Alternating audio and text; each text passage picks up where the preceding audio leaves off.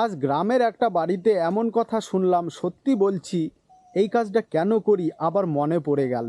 সকাল থেকে গ্রামে গ্রামে ঘুরছি, মোটামুটি ভালোই বিক্রি হচ্ছে, কিন্তু এক বাড়িতে যাওয়ার পর এমন একটা ঘটনা ঘটলো। প্রথমে উনি দরজা থেকেই বললেন, আজ কিছু লাগবে না। তখন আমি ভাবলাম দাঁড়িয়ে থেকে লাভ কি এই রোদের মধ্যে, চলেই যাই। কিন্তু হঠাৎ ওই কাকিমা আবার ডাক দিলেন এবং একটা কথা বললেন যে তোমার ব্যবহারটা ভালো লাগে তাই তোমার কাছ থেকেই জিনিস নিই। তারপরে এই বাথরুম পরিষ্কার করা হারপিকটি নিলেন।